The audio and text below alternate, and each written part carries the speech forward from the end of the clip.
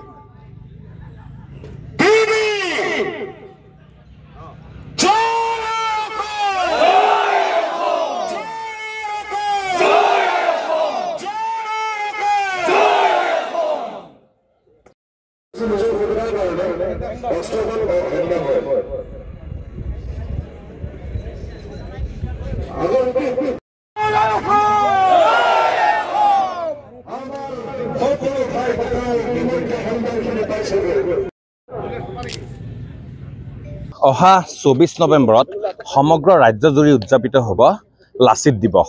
তাৰ সমান্তৰালকৈ এই লাচিত দিৱস উদযাপন হ'ব শোণিতপুৰ জিলাৰ নদুৱাৰ সমষ্টিটো। হয়, নিশ্চয়কৈ মই বৰ্তমান উপস্থিত আছোঁ জামুগুৰিহাটৰ বাৰেচহৰীয়া ভাওনা খ্যাত পকামূৰা পথাৰত। আৰু এই পকামূৰা পথাৰতেই ইতিমধ্যে লাচিত দিৱসৰ প্ৰস্তুতি চলি আছে নদুৱাৰ সমষ্টিৰ। আৰু আপোনালোকক জনাবলৈ খুজিছোঁ যে অহা 24 নৱেম্বৰত যি নদুৱাৰ সমষ্টিত লাচিত দিৱস উদযাপন হ'ব, তাৰ কন্যকাৰ উদ্যোগত আৰু নদুৱাৰ সমষ্টিৰ এগৰাকী উদ্যমী যুৱক নীৰজ নিসিম হাজৰিকাৰ নেতৃত্বত অসম বুক অফ ৰেকৰ্ডছত নাম সন্নিৱিষ্ট কৰিব পৰাকৈ লাচিত দিৱস উদযাপনৰ কৰা ইয়াত যুঁজা চলি আছে। মোৰ লগত কেমেৰা পাৰ্চন ৰাজ আছে। মই ৰাজক ইয়াৰ এই পকামূৰা পথাৰৰ সামগ্ৰিক কিছু দৃশ্য দেখুৱাবলৈ অনুৰোধ কৰিছোঁ। এই পকামূৰা পথাৰতে আচলতে চতিয়াৰ পৰা প্ৰায় 1300 যুৱকে হেংদাং হাতত লৈ পেলাই শোভাযাত্ৰা কৰি আহিব আৰু ইয়াতে সমবেত হ'বহি প্ৰায় 10 সহস্ৰাধিক লোক। আৰু অসম বুক অফ ৰেকৰ্ডছত নাম সন্নিৱিষ্ট কৰাৰ উদ্দেশ্যে এই যুঁজা কৰা হৈছে। আৰু এই যি অনুষ্ঠানৰ মূল হোতা স্বৰূপ নেতৃত্ব প্ৰদানকাৰী নীৰজ নিসিম হাজৰিকা মোৰ লগত উপস্থিত আছে। মই নীৰজ নিসিম হাজৰিকাৰ পৰা কিছু কথা এই বিষয়ে জানিবলৈ চেষ্টা কৰিম। আপোনালোকৰ এক বৃহৎ কাৰ্যসূচী আচলতে অসম বুক অফ ৰেকৰ্ডছত নাম সন্নিৱিষ্ট হ'ব, কি ক'ব? কন্যকাৰ উদ্যোগত তথা নদুৱাৰ সমষ্টিৰ সন্মানীয় বিধায়ক মোৰ পিতৃ শ্ৰীযুত পদ্ম হাজৰিকাদেৱৰ বলিষ্ঠ নেতৃত্বত আমি যোৱাবেলেও লাচিত দিৱসৰ দিনা লাচিত বৰফুকনৰ এটি প্ৰতিমূৰ্তি জামুগুৰিহাটত স্থাপন কৰিছিলোঁ। আৰু এইবেলিও আমি নদুৱাৰৰ ৰাইজে আমি একেলগে হৈ আমাৰ অসমৰ শৌৰ্য বীৰ্যৰ প্ৰতীক মহাবীৰ লাচিত বৰফুকনক সন্মান জনাবলৈ প্ৰায় 1300ৰো অধিক আমাৰ নদুৱাৰৰ তেজাল সুঠাম অসমীয়া যুৱকে হাতত হেংদাং লৈ, হেংদাংসমূহ আমি থলুৱাভাৱে নিৰ্মাণ কৰিছোঁ।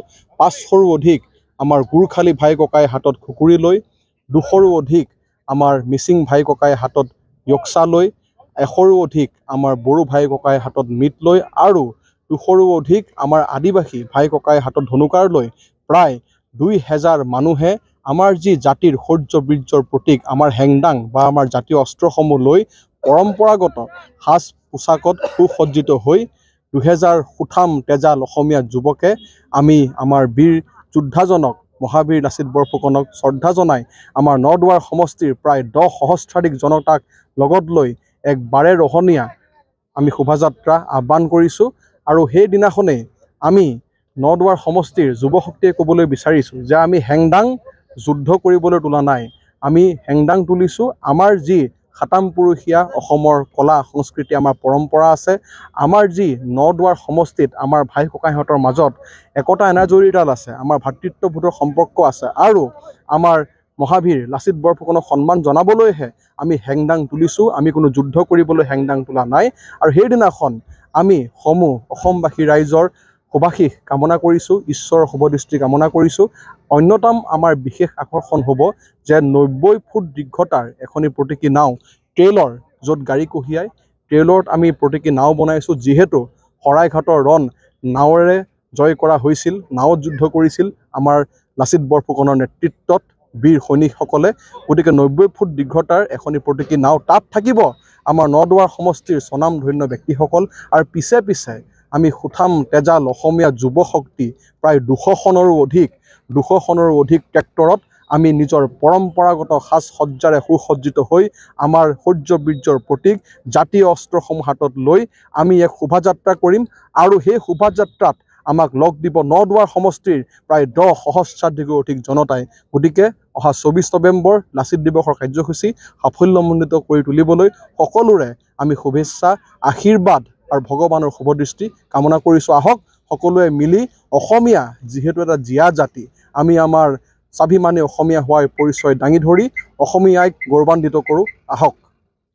অসম বুক অফ ৰেকৰ্ডছতো নামটো অন্তৰ্ভুক্ত হ'ব। এইটো আমাৰ যিয়ে পৰিকল্পনা কৰিছোঁ, আমাৰ লক্ষ্যটো হ'ল যে আমি অসম বুকছ অফ ৰেকৰ্ডছত, যে সেইকাৰণে আমাৰ এইবেলি লাচিত দিৱস পৃথক।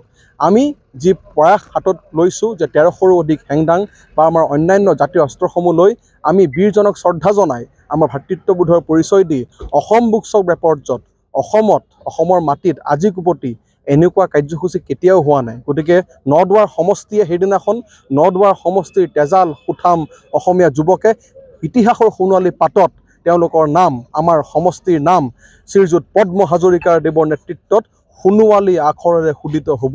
তাৰে প্ৰয়াস আমি অসম বুকছ অফ ৰেকৰ্ডছত নিজৰ নাম অন্তৰ্ভুক্তি কৰিবলৈ চলাইছোঁ।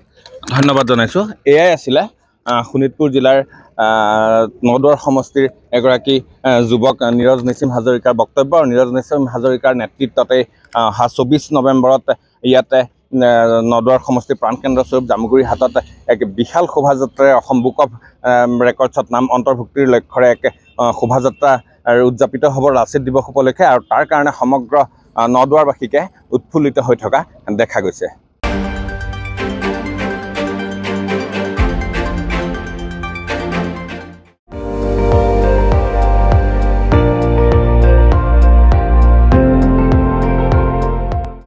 আপুনি চাই আছে ND24, সৰ্বশ্ৰেষ্ঠ নহয় সৰ্বোত্তমৰ দৌৰ।